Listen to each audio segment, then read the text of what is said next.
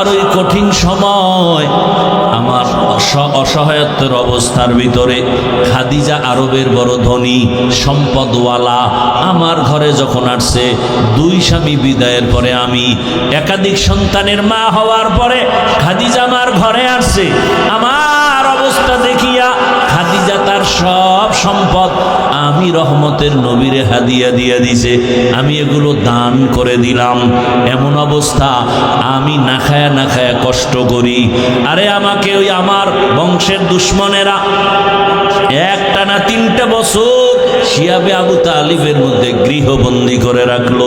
পাহাড়ের পাদদেশে পানি দেয় না, খানা দেয় না, এমন এক হালাত আমার জীবনের।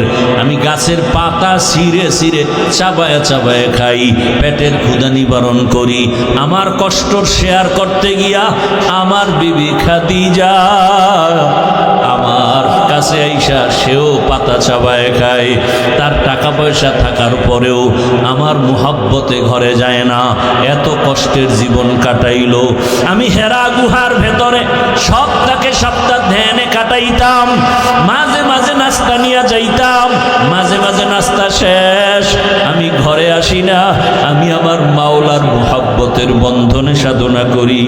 আমার বিবি খাদিজা মহিলা হইয়া ওই পাহাড় বেয়ে উপরে উঠিয়া আমার হেরা গুহার মধ্যে নাস্তা নিয়ে যাইতো। আমি কালেমার দাওয়াত দিতে যাই, আমি রাতের যত গভীর হোক ঘরের কিনারা আইসা সালাম দিতাম, আসসালামু আলাইকুম ইয়া আহলাল বাইত। সাথে সাথে ঘরের ভেতর থেকে আওয়াজ, লাব্বাইক ওয়া সাদাইকা ইয়া রাসূলুল্লাহ। আমি আশ্চর্য হয়ে যাইতাম, ও খাদিজা আপনি কি ঘুমান না? খাদিজা বলেন, ইয়া রাসূলুল্লাহ আমি জানি আপনার মা নাই, বাবাও নাই, আপনার চতুর্মুখী দুশ্মন। আজকে যদি আপনার মা থাকতেন আপনাকে বাহিরে রেখে মা ঘুমাইতে পারতেন না। আমি খাদিজা বড় ভয়, 2জন স্বামী বিদায়ের পরে আপনার ঘরে আসলাম, একাধিক সন্তানের মা হয়ে আসছি, রহমতের নবী। আমি যদি ঘুমায় যাই আর আপনি দরওয়াজায় এসে যদি কষ্ট পান, আমার খাদিজার জাহান্নাম ছাড়া কোনো পথ নাই। আমি নবী আপনি যতক্ষণ আসেন না আমি দাঁড়ায় অপেক্ষা করি, 1 সেকেন্ডের জন্য আমি বিছানায় ঘুম যাই না। ও আয়েশা, এত কষ্টের জীবন, ওই খাদিজা আমার চতুর্মুখী সহযোগিতার জন্য দাঁড়ানো, আমার জীবনের সান্ত্বনার একমাত্র পাত্রী খাদিজা। যখন আমার হাতে কেউ কালেমা পড়ে না, ঈমান আনে না, আমার প্রথম ঈমানওয়ালা কালেমাওয়ালা আমার হাতে প্রথম ব্যক্তি আমার খাদিজা। ওই তায়েফের জমিনে কালেমার দাওয়াত দিতে যখন গিয়েছি, ওই তায়েফের বেঈমানেরা বাচ্চাদের বলে দিল মক্কার পাগল আসছে, পাথর মেরে তাড়ায়া দাও। মক্কার পাগল বলে যখন আমাকে বাচ্চাগুলো পাথর মারে বৃষ্টির মতো।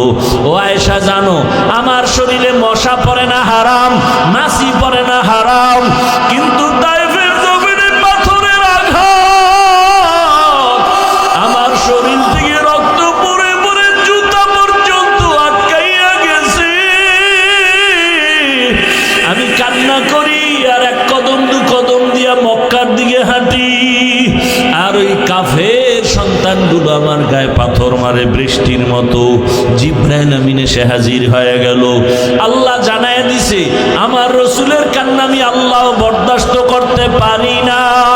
নবীকে বলো এখন তায়েফের জমিন উল্টায় ধ্বংস করে দাও। কেমন মায়ার নবী! জিবরাইল বলা মাত্র বলে, না ওদের মারিও না জিবরাইল,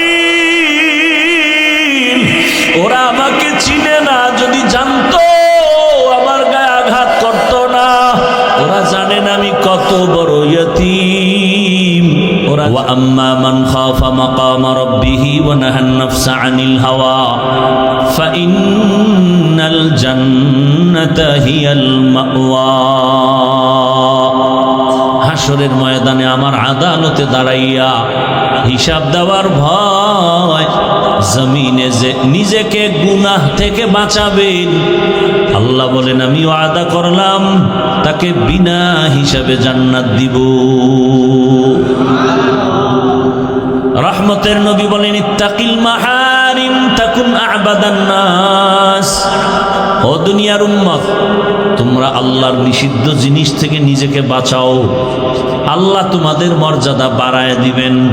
আল্লাহর কাছেও মর্যাদা বাড়বে, উম্মতের কাছেও মর্যাদা বেড়ে যাবে। তরজমা শেষ। এবার ব্যাখ্যা। হাদিসের উপরে 2-3 মিনিট কথা। পৃথিবীতে আল্লাহ মানুষ পাঠাবার আগেই সিদ্ধান্ত ফাইনাল, মানুষ হবে সৃষ্টির শ্রেষ্ঠ। সিদ্ধান্ত কার? অস্থায়ী না স্থায়ী? স্থায়ী। আল্লাহর স্থায়ী সিদ্ধান্ত মানে নাই কে? কে মানে নাই? ওয়ালাকাদ কাররামনা বানি আদম ওয়া হামালনাহুম ফিল বাররি ওয়াল বাহরি ওয়া রাযাকনাহুম মিনাত তাইয়্যিবাত ওয়া ফাদ্দালনাহুম আলা কাসীরিম মিম্মান খালাকনা তাফদীলা। বনি আদম বড় দামি, এদের মতো শ্রেষ্ঠ মর্যাদার আর কোনো প্রাণী আল্লাহ দেন নাই। আল্লাহ বলেন, ও দুনিয়ার মানুষ, তোমাদেরকে শ্রেষ্ঠ মর্যাদা দিয়া জমিনে আমি পাঠানোর পর তোমাদের চলার জন্য উত্তম ব্যবস্থা করেছি। জমিনে চলার রাস্তা দিলাম, পানির মধ্যে কিভাবে চলবা সে ব্যবস্থাও করে দিলাম। দুনিয়ার সব প্রাণীরা রাস্তায় চলে, মানুষ তোমার চলার পথটা অনেক সুন্দর, অনেক পিওর। মানুষের চলার রাস্তার মতো বাঘের রাস্তা আসেনি, সাপের রাস্তা আসেনি, আছে কিন্তু এইরকম না। গরুও চলে, হরিণও চলে, বাঘও চলে। দুনিয়াতে মানুষের চলার পথের মতো এত সুন্দর পথ জমিনে আর কোনো প্রাণীকে আল্লাহ দেননি। পানির মধ্যে যেই লোহাটা ফেলে দিলে নিচে চলে যাবে, মানুষের মেধা খাটাইয়া ওই লোহা দিয়া জাহাজ বানায়া ভাসাইয়া এক দেশ থেকে ভিন্ন দেশে ব্যবসার কাজে যায়। আমি আল্লাহ সম্মান দান করেছি, একটা জাহাজ তুফানে পড়ে আমি বাঁচাই, ইচ্ছা করলে ডুবিয়া যায়। যেমন টাইটানিক জাহাজ বানাইয়া তারা চ্যালেঞ্জ করেছিল, এই জাহাজ ডুববে না, কেউ পারবে না এটাকে নষ্ট করতে। কিন্তু সমুদ্রের মাঝে গিয়া হঠাৎ একটা বরফের পাহাড়ে বাড়ি লেগে সব কিছু নিঃশেষ, ধ্বংস হয়ে গেল। আল্লাহর সাথে পাল্লা দিয়া কেউ আগাতে পারে নাই, পারবেও? আল্লাহর সাথে পাল্লা দিয়া কেউ আগাতে পারে নাই, কিয়ামত পর্যন্ত পারা সম্ভব না। আল্লাহ বলেন, পাল্লা না দিয়া মাথা নত করে নেও, আমি আল্লাহ তোমাকে বড় আদর করে সৃষ্টি করেছি। তোমার জন্য আমি আল্লাহ সর্বোত্তম খানার আয়োজন করেছি। এত সুন্দর খানা আমি পিপিলিকার খানাও দেই, আমি সমুদ্রের প্রাণীর খানাও দেই, জঙ্গলের হাজারো প্রাণীর খানা আমি দেই, উড়ন্ত পাখির খানাও আমি দেই। মানুষের খানা এত সুন্দর, এত পিওর, হালাল এবং সুস্বাদু খানা কোনো প্রাণীকে দেই নাই। মানুষের খানাটা আমি আল্লাহ পিওর রাখছি, কাভার লাগাইয়া। ভাত খাবা, চালটাকে কাভারে ঢুকাইয়া রাখছি। কাভারে থাকলে নাম কি? ধান। রুটি খাবা, গমটাকে কাভারে আটকায় দিছি যেন ময়লা না যায়, তোমার কোনো ডিস্টার্ব না হয়, ক্ষতি না হয়। এখন তোমার ভাত রুটি সামনে রেডি, খাওয়ার জন্য তোমার তরকারি লাগবে, আমি আল্লাহ হাজার ধরনের তরকারির ব্যবস্থা করে দিলাম। কত শাকসবজি করে দিলাম। পাকানোর জন্য লাগবে মশলা, তোর বাবায় দেয় নাই, আমি আল্লাহ জমিনের মধ্যে মশলার ব্যবস্থা করলাম। পেঁয়াজ দিলাম, রসুন আমি দিলাম, এলাচি দিলাম, দারুচিনি দিলাম। কে দিছেন? এবার এগুলো দিয়ে মশলা বানাও, বানায় তরকারি পাকাও। কত ধরনের শাকসবজি, এগুলো আবার কাভারে ঢুকানো। প্রত্যেকটার উপরে কাভার লাগানো আছে না নাই? কিছু কিছু সবজি আছে কাবার শুদ্ধা খাবি, তাই কাবারের শুদ্ধা যদি খাও কাবারের উপরে ময়লা কি করবা? এক নাম্বার কথা, এগুলো এমন কাভার ময়লা বেশি আটকাইতে পারে না। নাম্বার দুই, এমন স্বচ্ছ পানি দিলাম ফ্রি, পানি দিয়ে ধুইয়া পয়েস পরিষ্কার করো। এরপরে বলে না তরকারি আর কত খাবো, মজা লাগে না। আমি আল্লাহ তোমার জন্য হাজারো ধরনের মাছ ব্যবস্থা করলাম, তাও আবার কাভারে আটকায় দিলাম। কাভার খুলিয়া তারপরে তুমি মাছ খাও। বলে এখন আর কত মাছ খাবো, ভালো লাগে না। এবার তোমার জন্য আমি হালালভাবে গোশত দিলাম, গরু খাও দুম্বা, এরপরে বকরি, উট, হরিণ, কত কিছু আমি হালাল করে দিলাম। এবার খানার টেবিলে দস্তারখানে কয়েক ধরনের সবজি, কয়েক ধরনের মাছ, কত ধরনের গোশত রেডি। খাও না কেন? রুচি নাই। কি নাই? রুচি নেই। এবার ডাক্তারের কাছে গিয়ে কয় ঔষধ দাও রুচির। আল্লাহ কয় রুচির ঔষধ আমি দিলাম। কেমনে?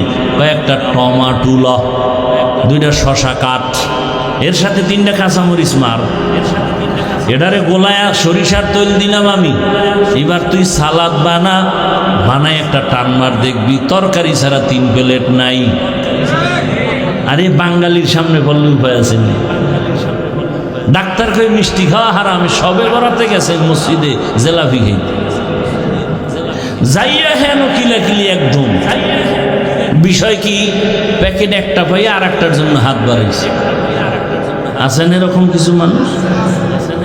দ্বিতীয় প্যাকেটের জন্য যখন হাত বাড়াইছে, আর এক প্যাকেট বগলে চাপ দিয়ে রাখছে। আর একজন পিছনে দেখে যে আমি একটাই খাইনো, 2টা লো, টানে বগলেরটা টান মারছে। টান মারানো ওর সাথে লাগছে কিলাকিলি। এক কিলাকিলিতে জেলাপি পায়ের তলে হইরা নাই। 2 জনে ধাক্কাধাক্কি করছে মোটামুটি 40 মিনিট। পরে দেখে মসজিদে কেউ নেই। এইবার মাথা গরম, জেলাপিও পাইলাম না, মাইর খাইলাম হুদা।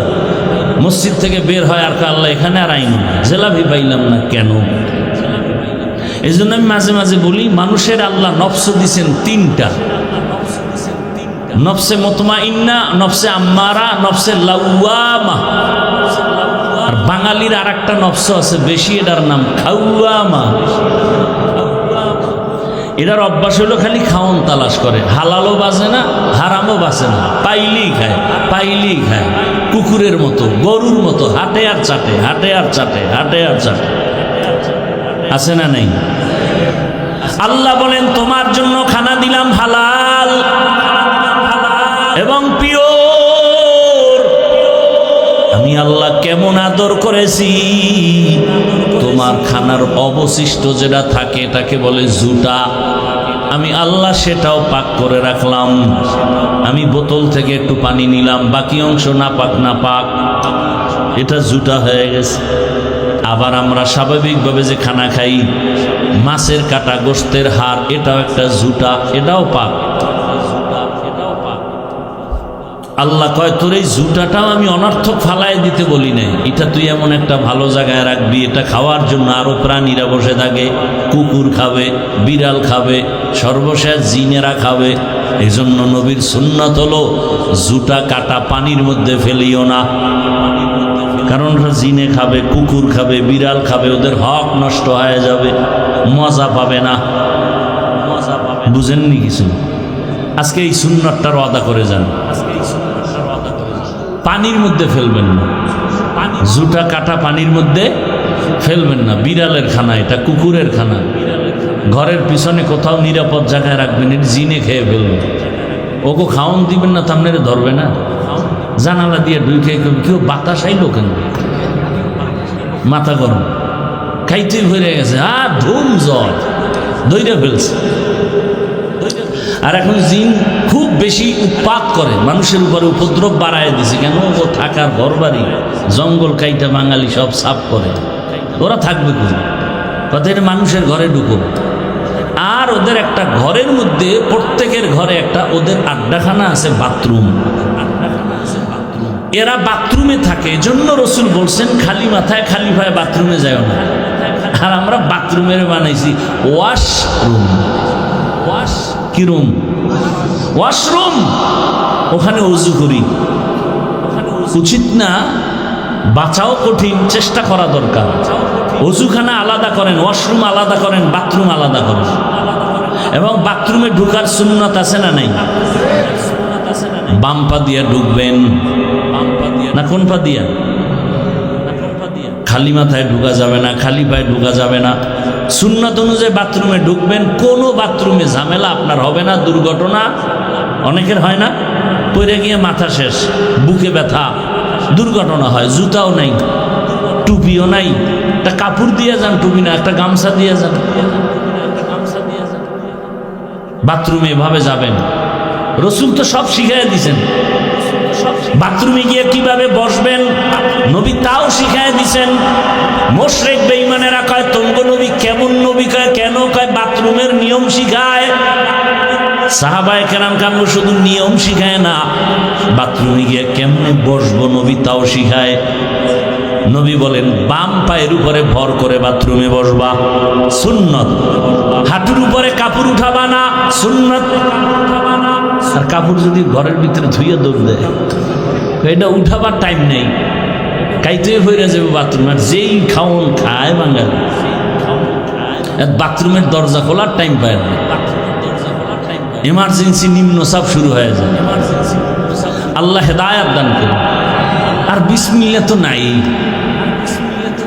ডান হাতে বাম হাতে হোমানে খায়, ডান হাতে বাম হাতে জিগাইলে আমগো আটকানোর জন্য বুদ্ধি লয়ে বয়স। কাহুজুর এত ফতুয়া দেন কেন? ডান হাতও আল্লাহর, বাম হাতও আল্লাহ। কিছু ভদ্রলোকের আবার দেখি এরা ডান হাতে ভাত খায় ঠিক, বাম হাত দিয়ে আবার লবণ নেয়নি। বিষয় কি বলে, বাম হাত তো বাথরুমে ব্যবহার হয়, ওখানের একটা ফ্লেভার আলাদা আছে, যেন লবণের সাথে একটু মিক্স করা হয়। আর কেমনে লজ্জা দিলে জাতি সোজা হবে আমার জানা নেই। আল্লাহ হেদায়াত দান করুন। হায় হায় হায়, কষ্ট হইতেছে আপনাদের। তো আল্লাহ মর্যাদা বাড়াইয়া তারপরে মানুষ বানাইলেন। কিন্তু এখানে হাদিস, যদি তুমি হারাম থেকে বাঁচো যাবে। অন্য হাদিসে নবী বলেন মান তাওয়াজা লিল্লাহ রাফাআহুল্লাহ, যদি বিনয়ী হয়ে চলো আল্লাহ তোমার মর্যাদা বাড়াবেন। আরে মানুষের মর্যাদা তো সৃষ্টির আগের থেকেই, আবার বাড়াবেন তার ব্যাখ্যা কি? বলে ব্যাখ্যা হলো শুনো, তুমি যে মানুষের মধ্যে তোমার একদিকে মর্যাদা আলাদা কেন? তোমার ঈমান আছে, বেঈমানের সামনে তোমার মর্যাদা বেশি। ঈমান আছে ঠিক, কিন্তু মর্যাদা বাড়বে কেন? কয়েকবার তুমি আমল করো, যাদের আমল নাই তাদের সামনে তোমার মর্যাদা বেড়ে যাবে। আবার একদল ঈমান আছে, আমল আছে, তুমি ইখলাস নাই, ইখলাস নিয়ে চলো, তোমার মর্যাদা তাদের উপরে বেড়ে যাবে। ইখলাস আছে, তাকওয়া আছে, ঈমান আমল সব আছে, এবার মর্যাদা কিভাবে বাড়বে? বলে এখন তোমারে ভালোবাসে কয়জন মানুষ? ফেসবুকের ফলোয়ার দেখ, 500 ফলোয়ার, এটি আমার সবে কুরের বন্ধু। একজনে বলছে না, কে তোর বন্ধু জানুনি? তুমি যাকে ভালোবাসো সে তোমার বন্ধু না, তোমাকে যে ভালোবাসে সে তোমার বন্ধু।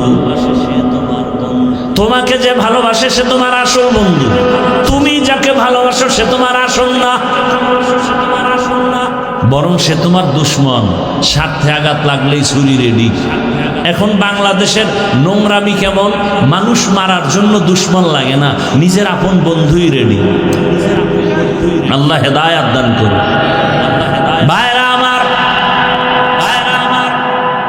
তোমাকে এখন 500 লোক ভালোবাসে, বিনয়ী হয়ে চলো, হারাম থেকে বাঁচো, তাকওয়ার উপরে চলো, ভালোবাসা মানুষের বেড়ে যাবে। বলে কেমন? এক পর্যায়ে দেখবা গোটা দেশের আমার মুমিন ভাইরা এই পরিমাণ ভালোবাসবে। আরো বাড়বে নি? হ্যাঁ আরো বাড়বে। এক পর্যায়ে দেখবা বিনয়ী হয়ে যখন চলবা, আমার আল্লাহকে নিয়ে যখন চলবা, তখন দেখবা শুধু মুমিন না, বেঈমানেরাও তোমাদের ভালোবাসা শুরু করবে। শুধু তাই না, আরো যদি আল্লাহর কাছে প্রিয় হতে পারো, দেখবা এক সময় শুধু মানুষ না, ভিন্ন প্রাণীও তোমাকে মোহাব্বত করবে। মোহাব্বত করলে দেখবা বাঘ তোমার কথা শুনে, হরিণ তোমার কথা শুনে, দুনিয়ার অন্য প্রাণী তোমার কথা শুনে। এরকম নজিরে জমিনে আছে না নাই? আল্লাহর ওলি বাঘের গিয়া খাই, বাঘ এখানে আমরা বসবাস করব, তুই তোর গন্তব্যে চলে যা। বলতে দেরি, বাঘ তার বাচ্চা কাঁধে নিয়ে পাহাড়ের মধ্যে যাইতে দেরি হয় নাই। নদীর মধ্যে পানি নাই, কি নাই? পানি নাই। এলাকার লোক গিয়ে কয় নদী শুকনা, বহুদিন ধরে পানি নাই। আল্লাহর বান্দা, প্রিয় বান্দা চিঠি লেখা এটা নদীর মধ্যে ফেলে দাও। যখন নদীর মধ্যে চিঠি দেওয়া হয়, সাথে সাথে শুকনা নদীর মধ্যে জোয়ার শুরু হয়ে গেল। আরো আস্তে করে বলেন, খেয়াল করছেননি কথাটা? কি শুকনা নদীতে চিঠি লেখছে, পানির জোয়ার, এটা কেমন গাঞ্জাখুরি কথা। এখন একজন এই কামটা ঘটাইছে কে ঘটাইল? পরে একজনে কয় তাবলিগের এক মুরব্বী, কয় এ তো কঠিন কাফের হয়ে গেছে। না না না না, তাবলিগ না। কয় কে? চরমনের একজন ব্যক্তি, কয় ও তো ডবল কাফের। কথা না হেও না। কে? কয় দেওবন্দি একজন। কয় ট্রিপল কাফের। কথা তেও না। কয় কে? কয় খোঁজ। খুঁজতে খুঁজতে খুঁজতে খুঁজতে খুঁজতে খুঁজতে ইতিহাস ঘাটতে ঘাটতে গিয়ে দেখে এই কাজ কেউ ঘটায় নাই, যিনি ঘটাইছেন রহমতের নবীর সাহাবী হযরতে ওমর। এবার কাফের কও, ওমরের কাফের বলো।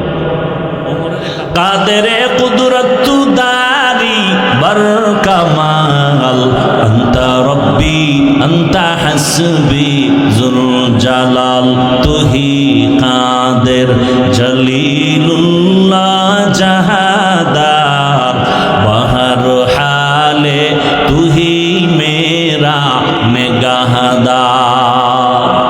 আর একটু সামনে আগাবো না? কষ্ট হবে আপনাদের? হাদিসের উপরে কিছু কথা বললাম, চলেন আয়াত। ওয়া আম্মা মান খাফা মাকামা রাব্বিহি ওয়া নাহান নাফসা আনিল হাওয়া ফাইন্নাল জান্নাতা হিয়াল মাওয়া। আল্লাহ বলেন, আমার আদালতে দাঁড়াইয়া হিসাব দেওয়ার ভয় যারা দুনিয়াতে নিজেকে গুনাহ থেকে বাঁচাবে, আমি আল্লাহ ওয়াদা করলাম তাকে বিনা হিসাবে জান্নাত দিব। আল্লাহর আদালতে দাঁড়ায় হিসাব দেওয়ার ভয় কেন? এবার বুঝার দরকার আল্লাহর আদালত বলতে কি এবং সেটা কেমন, কিভাবে হবে। আল্লাহর আদালতটা কেন হবে? বলে ওই আদালতের নাম কিয়ামতের আদালত। কেন হবে ওই আদালত? একমাত্র ইনসাফের বিচারের জন্য হবে। বলে দুনিয়ার আদালত কি পারবে না? না, ইসলামী আদালত যদি দুনিয়ায় কায়েম হয়ে যায়, এরপরও ইনসাফের আদালত পরিপূর্ণভাবে হবে না। বলার সময় আমার হাতে কম। আল্লাহ তাআলা এমন এক আদালত তৈরি করবেন যে আদালতের মধ্যে পশুকেও ইনসাফের বিচার হবে। ওদের জান্নাত নাই।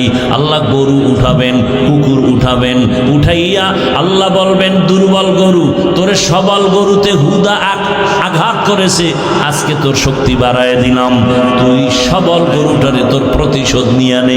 কুকুর দুর্বল, শক্তিশালী কুকুর এসে হামলা করে দুর্বলের উপরে, এমনি গায়ের জোরে হামলা করার নাম সন্ত্রাস।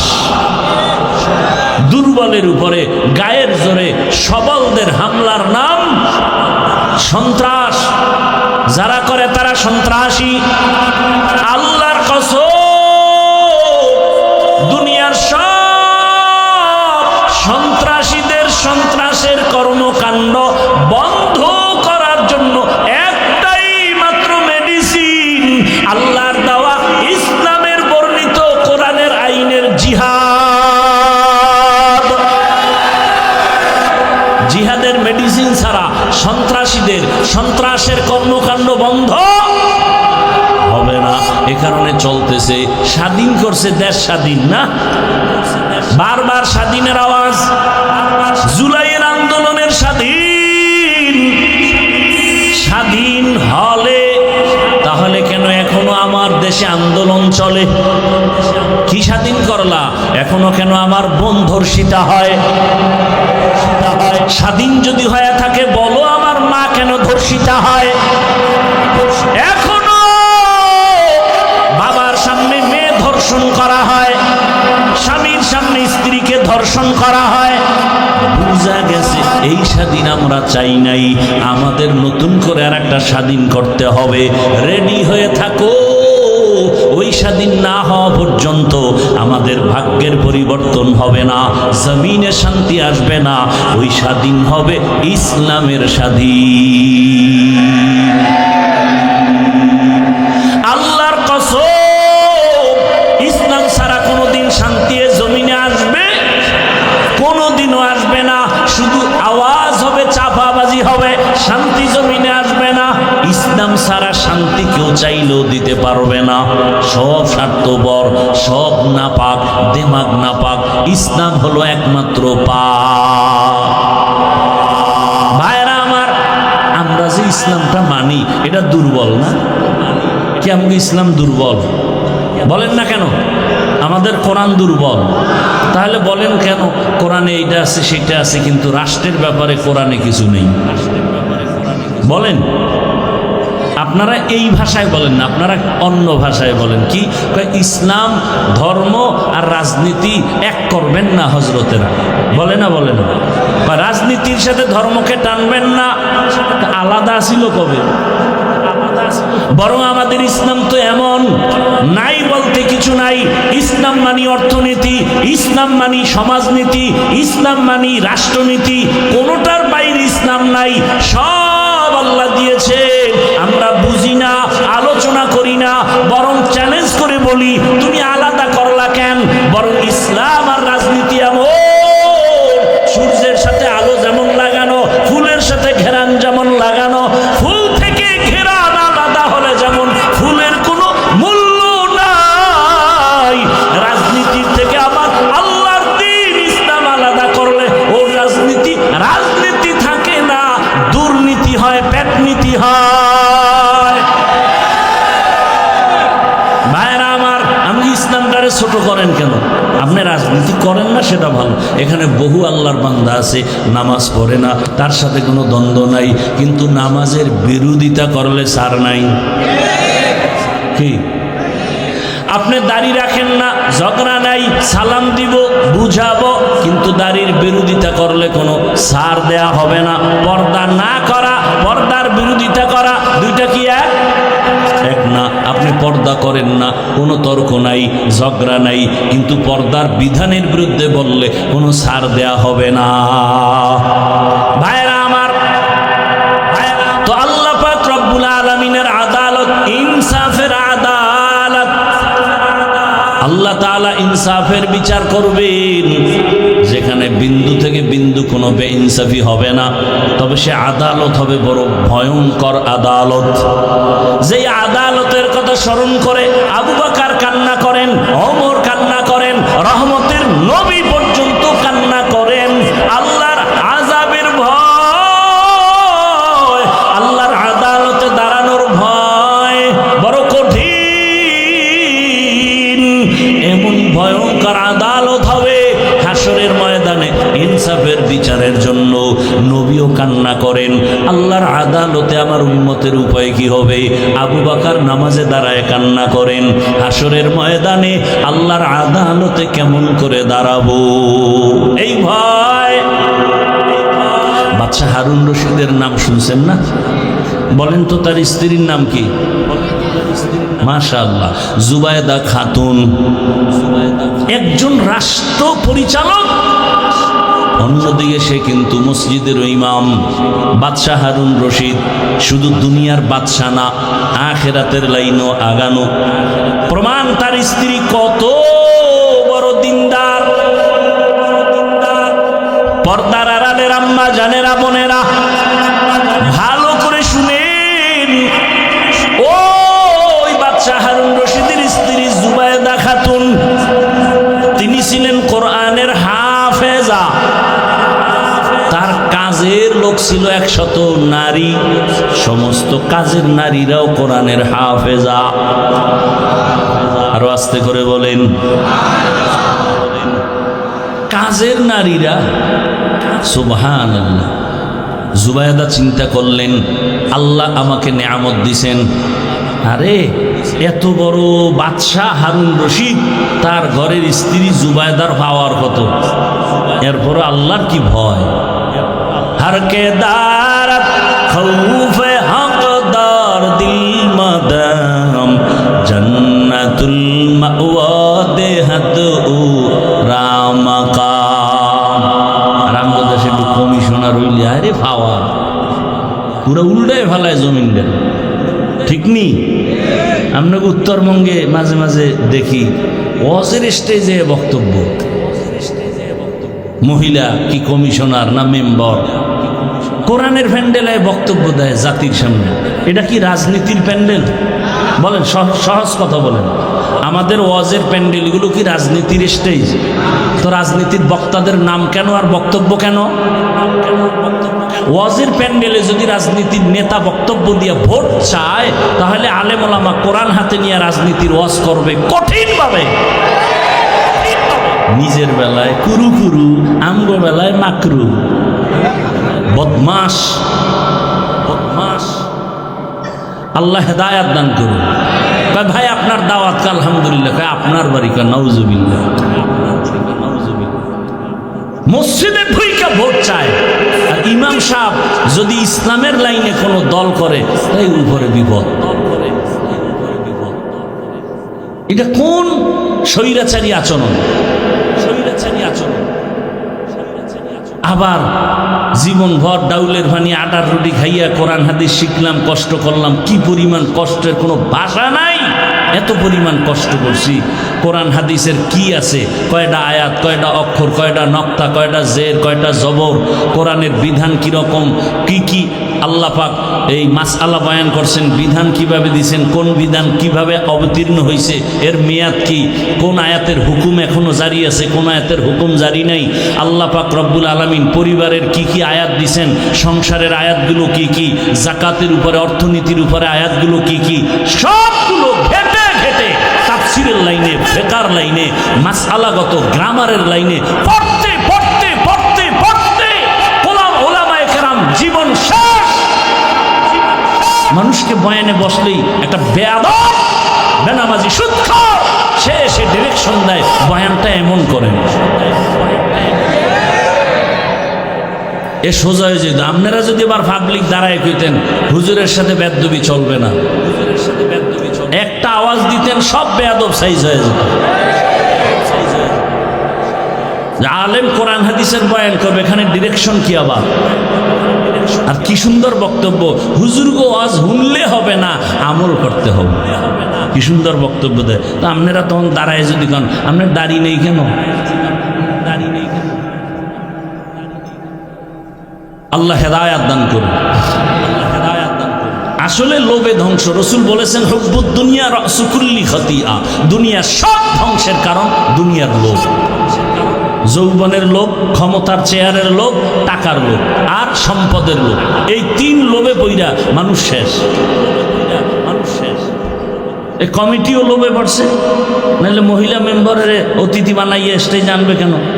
হয়তো 10,000 টাকা দেবে, 20,000 টাকা দেবে, এই তো। কথা বলেন না কেন? এই সংস্কৃতি থেকে বাঁচতে হবে। স্বাধীন হওয়ার পরেও শুনি এখনো নাকি ওয়াজে বাধা হয়। আমি তো ঢাকায় ঘোষণা দিছি, যারা ওয়াজে বাধা দেয় ভিডিও কইরা কি বলে আমারে দেন না। ওই জালেমের বিরুদ্ধে নতুন করে আন্দোলন করতে হবে। এজন্য বলছি ইসলামের স্বাধীন হওয়া ছাড়া এ জমিনে শান্তি আসবে না। আল্লাহ হেদায়াত দান করেন। وأما من خاف مقام ربه ونهى النفس عن الهوى فإن الجنة هي المأوى। জুবায়েদা সিদ্ধান্ত নিয়েছে আমার বাড়ির থেকে 24টা ঘন্টাই কোরআনের আওয়াজ শুরু হবে, চালু হবে। 1 সেকেন্ড যেন জুবায়েদার রাজপ্রাসাদের মধ্য থেকে, বাড়ি থেকে কোরআনের আওয়াজের বন্ধ না হয়। জুবায়েদা সিদ্ধান্ত নিয়ে পরামর্শ করে ফাইনাল করে ফেললেন। কাজের নারীদের বলে তুমি একটু তেলাওয়াত করবা, তারপরে কাজে যাও। এরপরে আরেকজন তেলাওয়াতে বসো, সে কাজে যাও, আরেকজন বসবে, আরেকজন, এভাবে সিরিয়ালে তেলাওয়াত চলতে থাকবে। জুবায়েদার বাড়িতে 24টা ঘন্টা আল্লাহর কোরআনের তেলাওয়াত চলে। যেই ঘরে আল্লাহর কোরআনের তেলাওয়াত ওই বাড়ির মধ্যে কখনো বিপদ আসতে পারে না। মুসলমানের ঘরে কোরআন নাই, একজনের না হুজুর এখন কি সাইড জিল কোরআন শরীফ আমার ঘরে, কিন্তু 20 বছর হয়ে গেল একবারও খুইলা দেখে না ভেতরে কি লেখা। কেমন সুন্দর আমার মাওলার কালাম, যেই কালাম দেখলেই কলিজা ঠান্ডা হয়ে যায়, কেমন যেন আমার আল্লাহ চুম্বুক লাগায় দিছে। এই কোরআনের আওয়াজটা শুনলে কেমন যেন চোখের পানি বের হয়ে যায়। কথা ঠিক নেই? ও আমার যুবক বাবারা, খালি গান শুনছো? আল্লাহর কসম, মোবাইলটা যেহেতু চালাবি, জিব্রাইল মানা করলেও ফিরবি না। তবে আমার দাবি হলো তোর আকাম টাকাম যখন শেষ হবে তখন তুই 4-5 মিনিটের জন্য মক্কা মদিনার তেলাওয়াত চালু কর। মক্কা মদিনার তেলাওয়াত চালু কইরা মোবাইলটা পাশে রাইখা চুপ করে শুয়ে থাক, ঘুমায় যা শুনতে শুনতে। এক সময় তোর অন্তর এমন হবে চোখ দিয়ে পানি বের হয়ে যাবে, তুই নিজেই বলবি আল্লাহর কোরআনের তেলাওয়াতের মতো মজার আওয়াজ নাই, আর কখনো গানের আওয়াজ কানে দিব না। আল্লাহর কোরআন তো এমন এক মজার তেলাওয়াতের কিতাব। ও পর্দার আড়ালের আম্মা জানেরা, পুরা কোরআন পড়তে পারেন, অন্তত 5 ওয়াক্ত নামাজের পরে 5টা সূরার আমল করেন, ফজরের নামাজের পরে ইয়াসিনের আমল করেন, জোহরের নামাজের পরে সূরা ফাতাহ অথবা সূরা আর রহমানের তেলাওয়াত, আসরের নামাজের পরে সূরা নাবা, মাগরিবের পরে সূরা ওয়াকিআ, এশার পরে সূরাতুল মুলক তেলাওয়াত করেন। দেখবেন বরকত শুরু হয়ে যাবে, ঘরের মধ্যে শান্তি চলে আসবে। সারা দিন রাত খালি মোবাইলের গান, টেলিভিশনের গান, আর ঘরে আইলি ঝগড়া, স্বামী আর স্ত্রী, সন্তান এগুলো শিখতেছে। এই সন্তান ভালো হবে কিভাবে? এজন্য আল্লাহর কোরআনের তেলাওয়াত এত বড় ক্ষমতাওয়ালা বাদশা হারুন রশিদ, তার স্ত্রীর আমল কত সুন্দর, নীতি কত সুন্দর, আদর্শ কত সুন্দর। আল্লাহ আমাদের সবাইকে কোরআন তেলাওয়াত করার তৌফিক দান করেন। বেশি বেশি কোরআন তেলাওয়াত, বুকে লাগান, আঙ্গুল টানেন, আল্লাহর কোরআন দেখেন, হাযা কালামু রাব্বি, দিলটা শান্ত হয়ে যায়, শান্ত হয়ে। পৃথিবীতে আল্লাহর কোরআনের আওয়াজের মতো আর সুন্দর আওয়াজ নাই। এই জুবায়দা একদিন স্বপ্ন দেখতেছে বাইতুল্লাহর সামনে সে দাঁড়ানো। কোথায় দাঁড়ানো? বাইতুল্লাহর সামনে দাঁড়ানো। বড় কঠিন, কিন্তু স্বপ্ন দেখতেছে জুবায়দা বাইতুল্লাহর সামনে দাঁড়ানো, আর সারা দেশের মানুষ এসে এসে জুবায়দার সাথে জেনা করে। কোথায় বৈশা? আর কোথায়? বাইতুল্লাহ কত দামি একটা ঘর। ইন্না আউয়ালা বাইতিন উযিআ লিন-নাস লাল্লাযী বিবাক্কাতা মুবারাকাও ওয়া হুদা, মুবারাকাও ওয়া হুদাল লিল আলামিন। আল্লাহ জমিন বানায় প্রথম ঘর বানাইলেন হেদায়েতের ঘর, বাক্কা নগরী বাইতুল্লাহ। যেই বাইতুল্লাহ দিয়ে তাকাইলেই শুধু সওয়াব আর সওয়াব। বাইতুল্লাহর এরিয়ায় বসে একবার বলবে আল্লাহ, 1,00,000 বার আল্লাহ বলার সওয়াব। জুবায়দা খাতুন স্বপ্ন দেখে বাইতুল্লাহর পাশে দাঁড়ানো, আর সারা দেশের মানুষ এসে এসে জুবায়দার সাথে জিনা করে। বাস্তব না স্বপ্ন? স্বপ্ন। এবার জুবায়দা ঘুম থেকে উঠিয়া ভয় পেয়ে গেলেন, এমন কপাল আমার, তাও আবার বাইতুল্লাহর সামনে দাঁড়ানো। যেই বাইতুল্লাহ ঢুকলে সওয়াব আর সওয়াব, 1 সেজদা 1,00,000 সেজদার সওয়াব, একবার আল্লাহ বলা 1,00,000 বার আল্লাহ বলার সওয়াব। ব্যাখ্যা কই পাই? এজন্য ব্যাখ্যা তো যে বুঝে তার কাছে যেতে হবে। উল্টা পাল্টা স্বপ্নের ব্যাখ্যা নেওয়া যাবে না, বলাও যাবে না। ওই জামানার স্বপ্নের ব্যাখ্যাকারী আল্লামা ইবনে সিরিন রহমাতুল্লাহ আলাইহি লোক পাঠায় দিল, যাও তার থেকে ব্যাখ্যা নাও, তবে আমি জুবাইদার নাম বলবা না, বলবা কোনো এক নারী এই স্বপ্ন দেখছে। যাও গিয়া স্বপ্নের ব্যাখ্যাকারী আল্লামা ইবনে সিরিনের কাছে যখন বলছে, এবার কয় এত স্বপ্ন কে দেখছে, নাম কও। নাম বলা যাবে না। কয় ভাগো, ব্যাখ্যা দেওয়াও যাবে না, কারণ ব্যক্তি হিসাবে ব্যাখ্যা হবে, ব্যক্তি হিসাবে। পিশাব যদি স্বপ্ন দেখে নবী উলঙ্গ ডাস্টবিনে পড়ে আছে, কত বড় ভিড় হইলে দেখতে পারে? হ্যাঁ, কিতনা বড় দাজ্জাল। দেখেন নবী উলঙ্গ ডাস্টবিনে পড়ে আছে, ব্যাখ্যা কি হবে? কয় পীরের ঈমান উলঙ্গ। কথা বলেন না কেন? ওর আত্মা মরা ডাস্টবিনে পড়ে আছে। এই জন্য স্বপ্ন দেখলেই হবে না, একজনের স্বপ্ন দেখছে, কয় হুজুর আমি এক স্বপ্ন দেখছি। কি? কয় যে নবী আমার পেছনে, আমি নবীর সামনে জানাজার ইমামতি করতেছি, নবী আমার মুক্তাদি। এটা তো হইতেই পারে না, কাম তো ঘটতে গেছে। কি? কয় তোর বাপের মরণ হইব কিছুদিনের মধ্যে, তোর বাবার মরণ। হায় হায় হায়, নবী পেছনে থাকবে, ইমামতি করবা, হতে পারে না।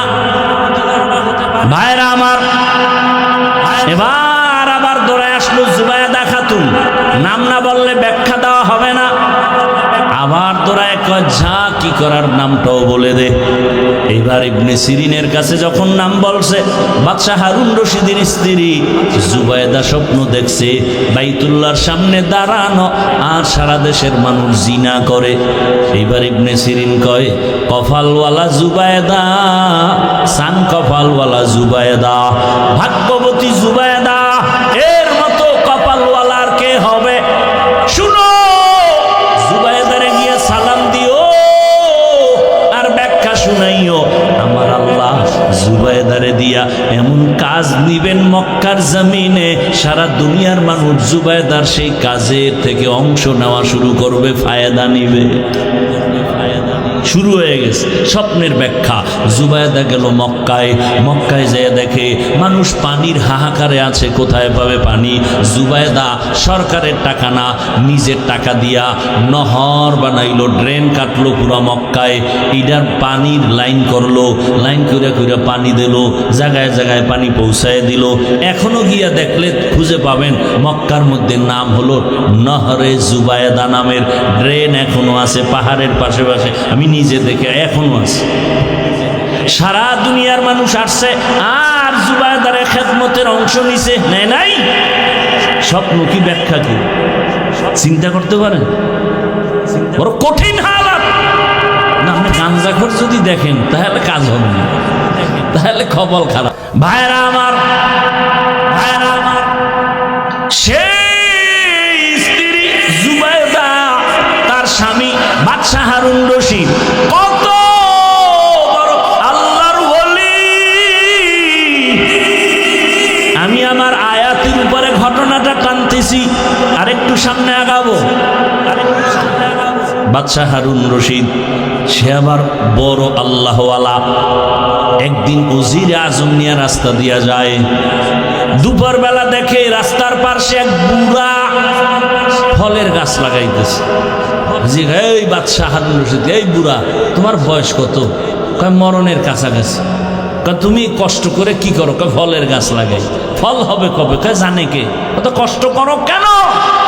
কয় বাদশাহ আমগো বাপ দাদায় গাছ রোপণ করেছে, ফল হয়েছে, আমরা খেয়েছি, এটাই তো নিয়ম। আমরা আবার গাছ লাগায় যাব, আমগো প্রজন্ম যারা ওরা গাছের ফল নিবে। বাদশাহ এত সুন্দর একটা জবাব দিছে, 1000 দিনার তারে পুরস্কার দিছে। বুড়াও সেই বুড়া, এমন বুড়া হয়, কয় মানুষে গাছ লাগায় ফল পায় 1 বছর পর, আর আমি লাগাইতে না লাগাইতে নগদ ফল পেয়ে গেলাম। জাগাত নগদ ফল পাইছি 1000। বাদশাহ খুশি হয়ে কয় আরো 1000 দিন। বুড়া খুশি লাভ দিয়া কয়, মানুষ গাছ লাগায় বছরে ফল পায় একবার, আমি নগদ পাইছি 2 বার। উজিরে কয় হেন আর থা যাইব, এই বুড়া আপনার ফকির বানাইব, তাড়াতাড়ি ভাগেন। বুড়া বড় বুদ্ধিমান, যোগ্যতার বড় দাম নাই, অভিজ্ঞতার বড় দাম। কত সন্তান যোগ্যতার লেখাপড়া নিয়ে মূর্খ বাবারে পছন্দ করে না, তাই বুড়া টুরার কোনো কাম নাই। বরং মুরব্বী সারা সমাজ বড় অন্ধকার, তাদের অভিজ্ঞতা অনেক দামি। তোমার যোগ্যতার কোনো ভ্যালু তাদের সামনে নাই। ভালো করে বুঝো। বাচ্চা হারুন রশিদ একদিন দেশের উলামায়ে কেরামদের দাওয়াত দিলেন, দুপুরবেলা খানার আয়োজন রাজপ্রাসাদে। দেশের শীর্ষস্থানীয় উলামায়ে কেরাম আসলেন খানা খাওয়ার জন্য। খানা খাওয়াইলেন, ভালো মেহমানদারি করালেন, আপ্যায়ন শেষ। এবার সবাই বিদায় নিবে। বাদশাহ হারুন রশিদ বলে, আপনারা বাড়ি যাবেন, আমার একটা কথা, মেহমানদারি ঠিক আছে নি? উলামায়ে কেরাম বলে, আলহামদুলিল্লাহ। আপনারা আমি বাদশাহ হারুন রশিদরে চিনেন কিনা? বলে চিনি। তাহলে কথাবার্তা খুব কম, আপনারা আমাকে আজকে একটা সাইড করে যেতে হবে। কোন দিন মরে যাই জানি না, তবে আমার অন্তরে একটা শখ, আপনারা উলামায়ে কেরাম আমাকে বলবেন, আমি টুকটাক যে আমল টামল করি আপনারা আমাকে বলে যাবেন, আমি বাদশাহ হারুন রশিদকে আসলে জান্নাতি না জাহান্নামী। সব উলামায়ে কেরাম পেরেশান হয়ে গেলেন। একজন একজন একজন একজন বলতে বলতে বলে, আপনি জান্নাতি না জাহান্নামী তা বলা যাবে না, তবে এতটুকু বলা যেতে পারে, ভালো কাজ করলে আপনি জান্নাতের পথে আছেন, খারাপ কাজ করলে আপনি জাহান্নামের পথে আছেন। জান্নাতি বলা যাবে যাবে না, জাহান্নামী বলা যাবে না। বাদশাহ মজাক করে বললেন, তো খাওয়াইয়া লাভ হইল কি হুজুর? একটা সাইড আমারে করতে না পারলে ঠিক আছে, আপনারা চলে যান, দোয়া করবেন। উলামায়ে কেরাম বিদায় নিবেন। এই সময় মজলিসের পেছনে একটা বালক দাঁড়ায় গেল, অল্প বয়সের 9 বছরের বালক দাঁড়ায় গেল। দাঁড়ায় বলে, বাদশাহ জাহাপনা, আপনি যদি অনুমতি দেন জবাবটা আমি দিতে পারবো। আলেমদের মাথা গরম, আরে আমরা পারি না, আর এই অল্প বয়সের বাচ্চা কেমনে জবাব দিবে? বালকের ডাকা হলো, আসো। বাদশার সামনে দাঁড়ায় বলে, প্রশ্নটা কি? বলে, আমি জান্নাতি না জাহান্নামী? বলে, উত্তর দিবেন আপনি না আমি? কয় তুমি। তাহলে যেহেতু কিছু সময়ের জন্য আমি উত্তর দিব, বলেন প্রশ্ন করার থেকে উত্তর দিনেওয়ালার মর্যাদা কম না বেশি? বলে বেশি। তাহলে বেয়াদবি মাফ করে সিংহাসন থেকে আপনি নিচে আসেন, আমাকে জবাব দেওয়া পর্যন্ত সিংহাসনে বসায় দেন। বাদশাহ হারুন রশিদ তো দুনিয়াদার না, জালেম না। উলামায়ে কেরামের সামনে বলে, ঠিক আছে আমি নিচে নামলাম, তুমি আসো সিংহাসনে বসে জবাব দাও। এইবার বালক সিংহাসনে বসিয়া জবাব দেওয়ার আগে বলে, মাওলার ইলম যার কাছে আছে তার সম্মান তো এমনই হয়।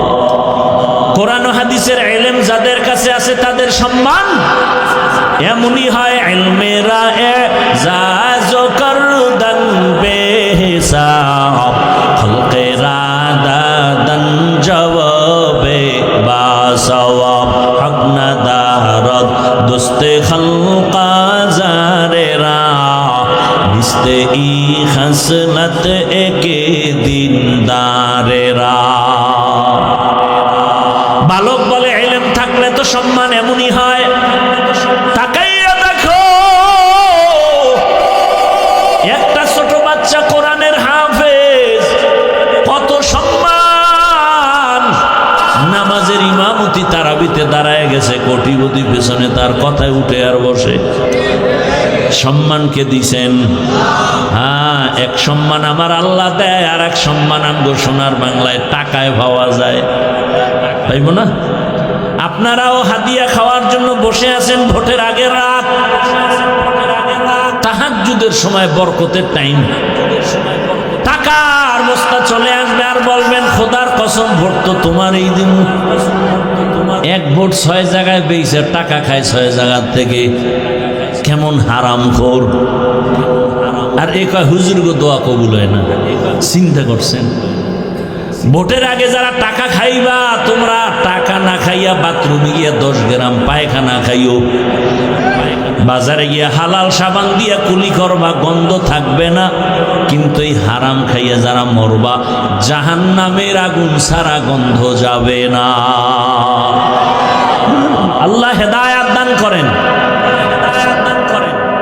কেমনে বুঝাবো? এই প্যান্ডেল থেকে বাইক হওয়ার পরেই যে চোরায় বিড়ি টানবে, এর হেদায়েত তো জায়গায় শুরু হয়ে গেছে। আল্লাহ হেদায়েত দান করে। ভাইরা আমার, আল্লাহ তাআলা সম্মান যেটা দেয় এটা স্থায়ী। মানুষ যারা টাকা দিয়ে কিনে, ওই সম্মান প্রথমে পায় ফুলের মালা, ফাইনালে জুতার মালা। জিন্দগি মে বন্দগি তু করনা হে,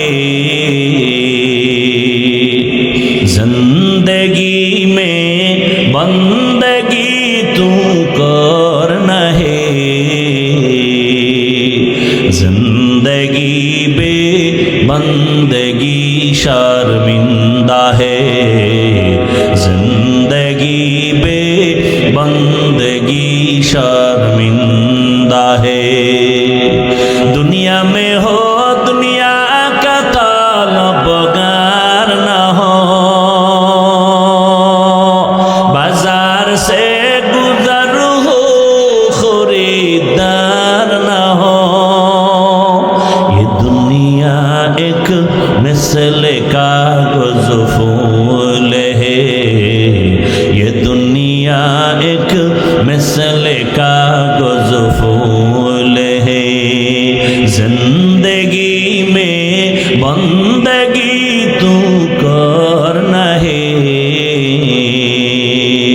जिंदगी बे बंदगी शर्मिंदा है, जिंदगी बे बंदगी शर्मिंदा है।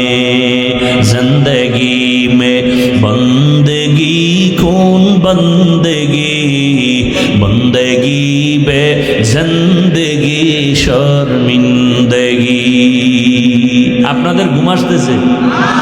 আমি তো জানি বাঙালি রাতে ঘুমায় না, মোবাইলের হক আদায় করে রাত কাটায়। এরা ঘুমাবে সকালবেলা। অতএব আজকের একটু সময় দিয়ে দোয়া করে যাওয়া যাবে না?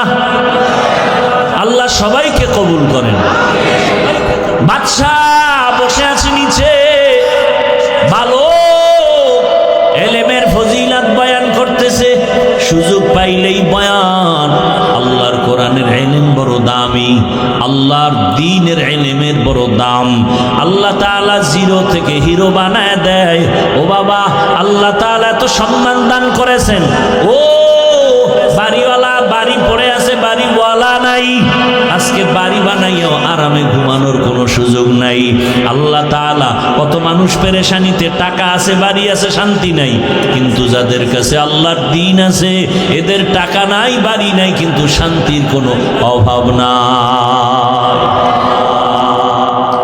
এ শান্তি কে দিছেন? ইলমের বদৌলতে দান করেছেন। ও আমার কলিজার যুবক, তুমি স্কুলে পড়ো, কলেজে পড়ো, চাকরি করো, ব্যবসা করো, ডাক্তার হও, ইঞ্জিনিয়ার, প্রফেসর হও, তবে আমার আল্লাহর কোরআনটা সিনায় লাগাও। আল্লাহর কোরআন লাগায় দেখবা তুমি স্কুলে পড়লেও সম্মান বেড়ে যাবে। আমাদের সমাজে বহু ডাক্তার আছে, 5 ওয়াক্ত নামাজি নাই। তাহলে কেন বলবো ডাক্তার হওয়া খারাপ? ইঞ্জিনিয়ার হয়েও 5 বেলার নামাজ পড়ে, উলামায়ে কেরামের সাথে কলিজার সাথে সম্পর্ক, তাহলে আমি কেন বলবো ইঞ্জিনিয়ার হওয়া খারাপ? ভাইরা আমার, ইলমের ফজিলত বড় দামি। আল্লাহর কোরআন, আমি জামা পরেছি, কাপড় বড় দামি, কিন্তু নরমাল কাপড় যেটা টেইলার ফালায় দেয়, ওটারে সুন্দর করে ধুইয়া সেলাই করে কোরআনের সাথে লাগায় দিছে, গিলাপ বানাইছে, দাম বেড়ে গেছে। এই যে কাঠের চেয়ার কত দাম, কিন্তু এর উপরে পাও লাগায় কোনো খবর নাই। কিন্তু সামান্য একটা নর্মাল কাঠ দিয়ে কোরআনের রেহাল বানায় দিছে, বড় দাম বেড়ে গেছে। আপনাদের এলাকায় বহু ঘর বিল্ডিং আছে, একটা বিল্ডিং এর ওই পরিমাণ দাম নাই। কোরআনওয়ালাই মাদ্রাসার ঘরের যেই দাম। আল্লাহর দেয়া সম্মান চোখের সামনে দেখতেছেন, বুঝেন না কেন? কেন কোরআন পড়েন না? কেন কোরআনওয়ালাদের সাথে সম্পর্ক তৈরি করেন না? আল্লাহর কোরআনের সাথে সম্পর্ক রাখেন, কোরআনওয়ালাদের সাথে সম্পর্ক রাখবেন, দেখবেন আপনার দুনিয়াতেও কামাই রুজি ব্যবসায় বরকত বেড়ে যাবে। আল্লাহ তৌফিক দান করেন। এবার বালক ডাক দিয়ে কয়, বাদশাহ হারুন রশিদ, আপনার প্রশ্নটা আবার করেন। বলে, আমি জান্নাতি না জাহান্নামী? এবার বালক বলে, বাদশাহ আমাকে একটা প্রশ্নের জবাব দেন। জীবনে আপনার এমন কোনো ঘটনা ঘটছে কিনা যে আপনার সামনে সুন্দরী রূপসী মেয়ে দাঁড়ানো, অনেক সুন্দরী, কে আপনি চাইলেই গুনাহ করতে পারতেন, কিন্তু আমার আল্লাহর ভয়ের দিকে খেয়াল করে আপনি সেখানে গুনাহ করেন নাই, এমন কোনো ঘটনা ঘটছেনি? এবার বাদশা কয়, একটা না, অনেকগুলো ঘটনা। আমার সামনে সুন্দরী মেয়েরা, সুন্দরী রমণী, তার ব্যক্তিগত জরুরতে আসছে, রাষ্ট্রীয় কোনো জরুরতে আসছে, আমি আল্লাহর প্রতি ভয় প্রদর্শন করে আমি গুনাহ করি নাই, নিজেকে কন্ট্রোলে নিয়ে আসছি। বালক ডাক দিয়া কয়, যদি আপনার কথা সত্যই হয়, আমি চ্যালেঞ্জ দিলাম, আপনি শুধু জান্নাতি না, আপনি বিনা হিসাবে জান্নাতি। ওলামায়ে কেরাম কয়, এটা কেমনে? এই বালক জবাব দাও। বালক ডাক দিয়ে বলে, আমার বাবার কথা না, দাদার কথা না, মন গড়া কথা না, আল্লাহর কোরআন হলো দলিল। বলে, আল্লাহর কোরআন দলিল মানি দাও। এবার বাচ্চা বালক আল্লাহর কোরআন থেকে দলিল দিয়া বলে, আল্লাহর ওয়াদা তুমি শুনো নাই? ওয়া আম্মা মান খাফা মাকামা রাব্বিহি ওয়া নাহান নাফসা আনিল হাওয়া ফাইন্নাল জান্নাতা হিয়াল মাওয়া। আল্লাহ ওয়াদা করেছেন, আমার আদালতে দাঁড়াইয়া হিসাব দেওয়ার ভয়, যারা দুনিয়াতে গুনাহ থেকে নিজেকে বাঁচাইয়া রাখবেন, আল্লাহ বলেন আমি তাকে বিনা হিসাবে জান্নাত দিব। হর কে দারাত খৌফে হকদার দিল মাদাম জান্নাতুল মাওয়া দেহদ রাম কাম বখা কুরআ কালামুল্লাহ বশনো কদিমাস্তি কদিমাস্তি নইনো। ও আমার যুবক বাবারা, বৃদ্ধ বাবাজিরা, ও ব্যবসায়ী বাবারা, ও চাকরিজীবী বাবারা, পর্দার আড়ালের মা বোনেরা, একটু শুনে, আমার আল্লাহ পাকের আদালতের এত ভয় কেন? আম্মা জান আয়েশা রাদিয়াল্লাহু আনহা বলেন, আমি একদিন তাকায় দেখি, প্রায় সময় নজর করি, দেখি আমার রহমতের নবী আমার হুজরায় বসে গুনগুন করে কান্না করে। আমি প্রায় দেখতাম নবী কান্না করেন গুনগুন করে। আমি ভয় পাইতাম না জানি আমার কোনো বেয়াদবি হয়ে গেল। আম্মাজান বলেন, আমি একদিন রহমতের নবীর পার্শ্বে গিয়া দাঁড়াইলাম। আরে আমি তো বয়সে অনেক ছোট, 6 বছর বয়সে রসুলের সাথে আমার বিবাহ, 9 বছর বয়সে রসুলের ঘরে আসছি। 18 বছর বয়স যখন হলো, আম্মাজানের থেকে রসুল বিদায় নিয়ে দুনিয়ার থেকে চলে গেলেন। মাত্র 9 বছর নবীর ঘর করলেন। আমার নবী ঘরে বসে কাঁদবেন, আর আমি আয়েশা ভয় পাই না জানি কোনো বেয়াদবি হয়ে গেল। নবীর পাশে গিয়া দাঁড়ালাম, ইয়া রাসূলুল্লাহ আপনি কেন কাঁদেন? আমি আয়েশার কোনো বেয়াদবি হয়ে গেল নাকি? রহমতের নবী বলেন, ও আয়েশা তোমার কেন বেয়াদবি হবে? বলে, আমার বয়স কম, রহমতের নবীর সাথে যদি বেয়াদবি হয় আমার জাহান্নাম ছাড়া উপায় নাই। নবী বলেন, আয়েশা তুমি কি জানো তোমার সাথে বিবাহের পয়গাম কে দিয়েছে জানো? আমি তোমাকে বিবাহ আমার বাবার কথাই করি নাই, তোমার বিবাহের সাথে আমার বন্ধ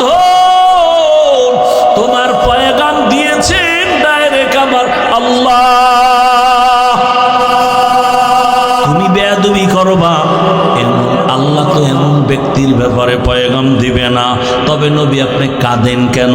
রহমতের নবী বলেন, ও আয়েশা, আমার জীবনের একটা ইতিহাস বড় কঠিন, তুমি জানো না।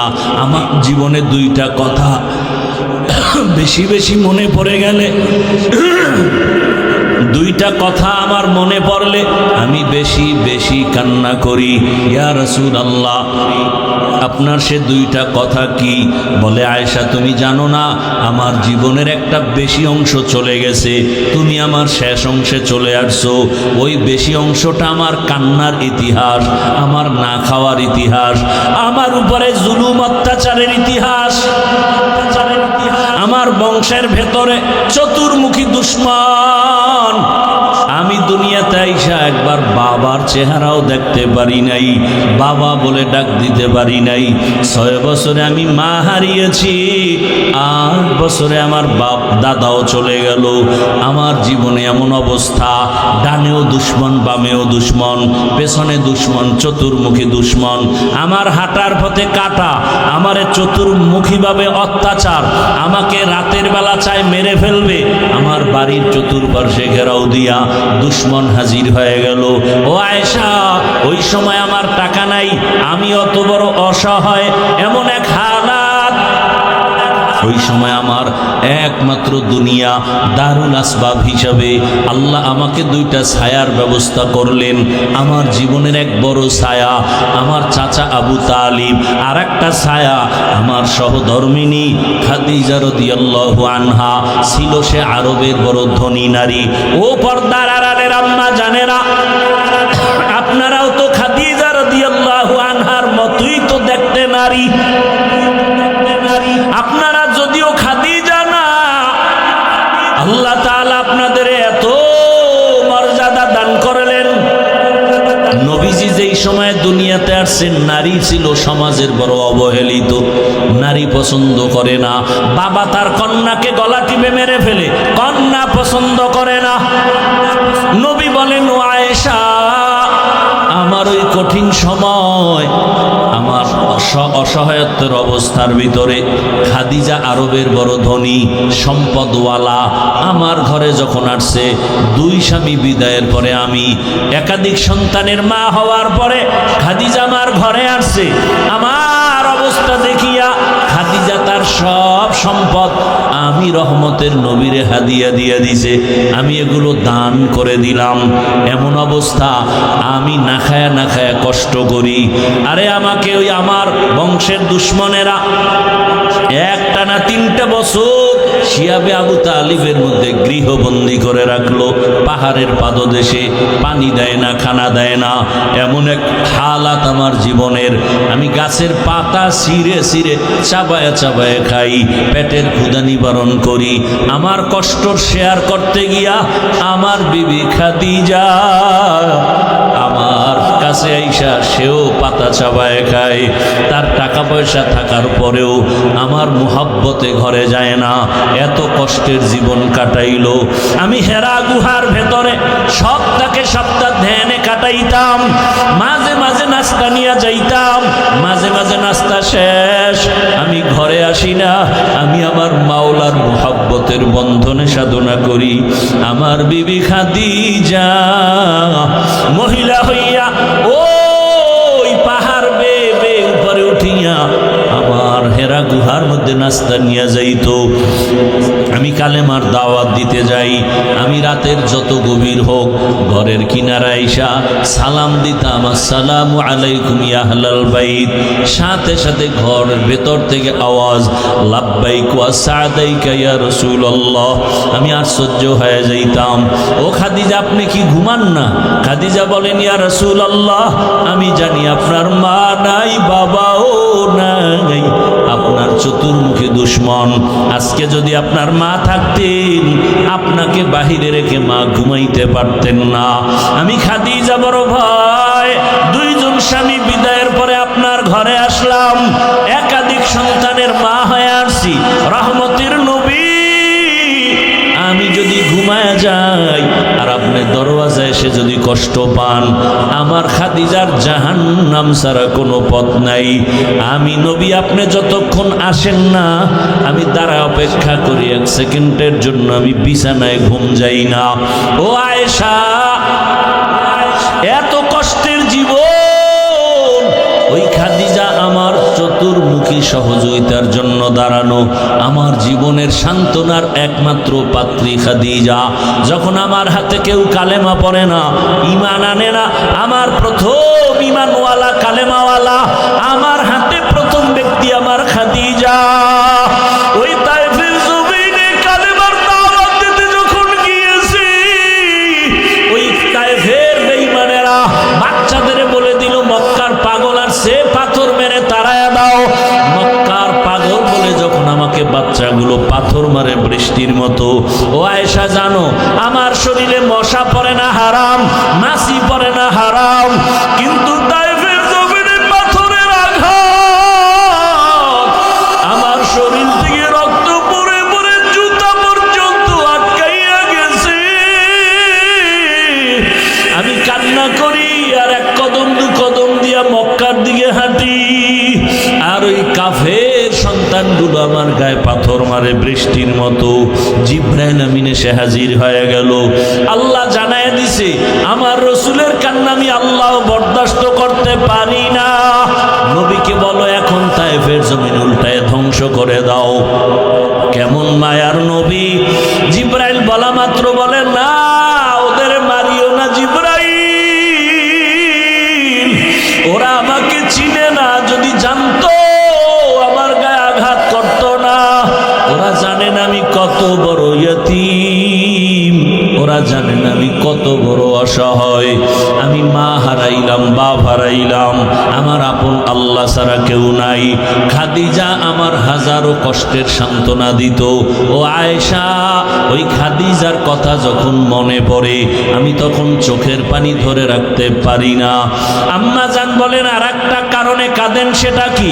রহমতের নবী বলেন, ও আয়েশা, হাসরের মাঠের কথা যখন আমার মনে উঠে আমি চোখের পানি ধরে রাখতে পারি না।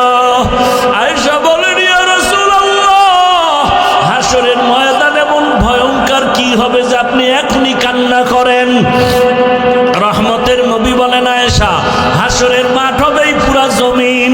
ওই সময় আমার আল্লাহর আদালত কায়েম হবে, নারী পুরুষ সব উলঙ্গ হাসরের মাঠে দাঁড়াবে। আম্মা জান বলেন, লজ্জা কি কেউ করবে না?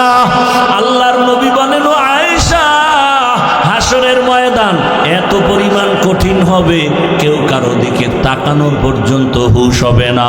সূর্য নিচে চলে আসবে, সূর্যের গরম যখন শুরু হবে জমিনটা মাটির তামা হয়ে যাবে পুড়িয়া। অন্যদিকে জাহান্নামের আওয়াজ,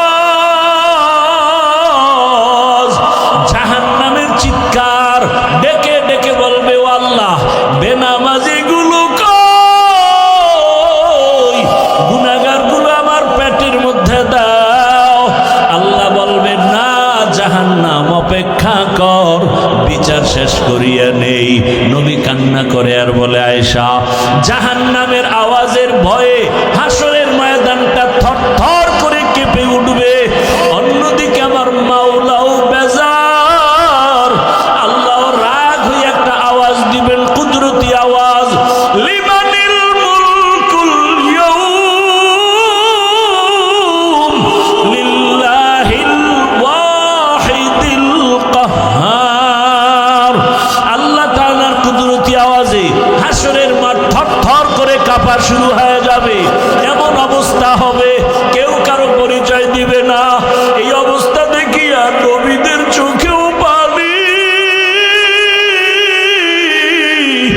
আদম নবীও সিজদায় পড়ে কাঁদবেন, মুসা নবী কান্না শুরু করবেন আর বলবেন, ও মালিক, আমার উপায় কি?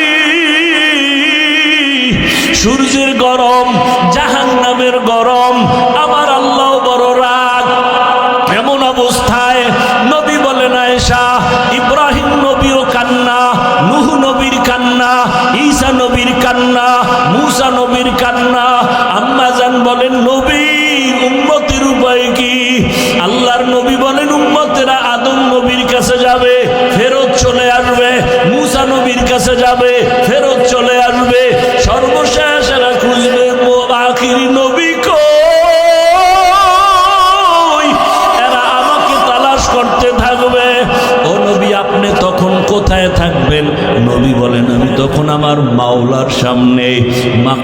মাহমুদে। এমন অবস্থা দেখিয়া আমি যাব, কান্না শুরু করব। মুসা নবীর কান্না নিজের চিন্তা, ঈসা নবীর কান্না নিজের চিন্তা, ইব্রাহিম নবীর কান্না নিজের চিন্তা, আর আমি সেজদায় পড়ে কান্না করব। একবারও আমি আমার চিন্তা করব না। আমি বারবার বলবো, আল্লাহ আমার উম্মত, আমার উম্মত, আয় আল্লাহ একটা উম্মত যেন জাহান্নামে না যায়, জাহান্নামের ফিরাও। আমার উম্মত জাহান্নামে গেলে আমি জান্নাতে যাব না। ও মোহনগঞ্জের নবীর আশিক, আমার নবীর সুন্নাত কেমনে জবাই করো? ও যুবক বাবা, তোমার মতো কত যুবক র্যাব, আর্মি, পুলিশ, বিডিআরের চাকরি করে, নামাজ ছাড়ে না। তো দেখো তোমার মতো যুবক স্কুল কলেজে পড়ে, নামাজ ছাড়ে না। ডাক্তার, প্রফেসর, ইঞ্জিনিয়ার, নামাজ ছাড়ে না। বলো বাবা, তোমার কপাল কেন খারাপ? আমার নবীর মায়া কি তোমার অন্তরে আসবে না? কেন তুমি দাড়ি কাটো, নামাজ ছাড়ো? আমার মাওলার আদালতের ভয় কি নাই? ও পর্দার আড়ালের মা বোনেরা, কয়দিন দুনিয়াতে বাঁচবেন? আপনার মতো কত মা এখনো আছে বেপর্দায়, চলে না, নামাজ ছাড়ে না, মোবাইলে সময় নষ্ট করে না।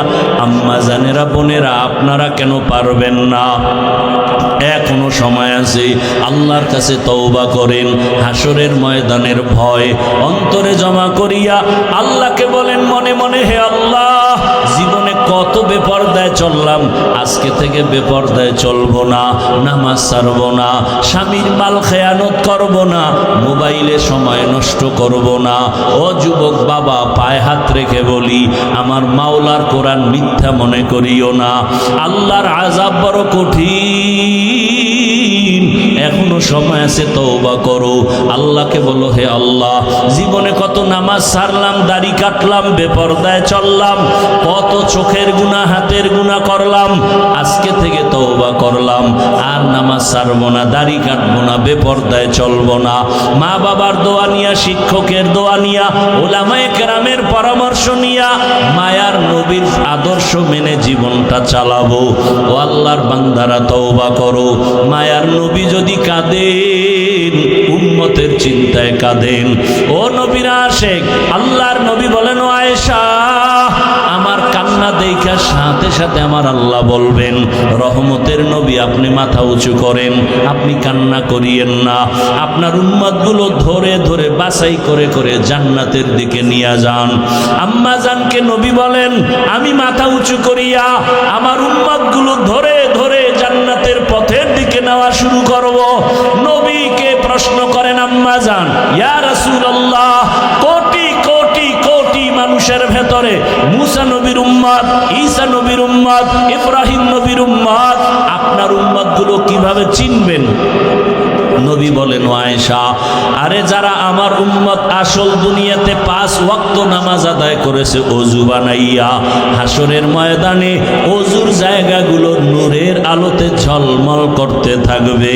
আমি ধরে ধরে হাউজে কাউসারের কিনারায় নিয়া আমি নিজে পেয়ালা ভরে ভরে আমার মোহাব্বতের উম্মতের হাউজে কাউসারের শরবত দিব, আমার উম্মত পান করবে।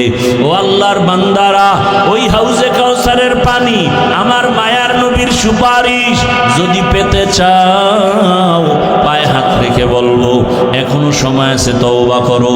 ওরে জীবনের শখ মিটাইয়া, গুনাহ তো কম করো নাই, নামাজ তো কম ছাড়ো নাই, দাড়ি তো কম কাটো নাই, বেপর্দায় আড্ডা তো কম দাও নাই, আর কত দেখো না, লাশ আর লাশ, পানির নিচে যুবকের লাশ, ঘরের বিছানায় যুবকের লাশ, গাড়ির নিচে যুবকের লাশ।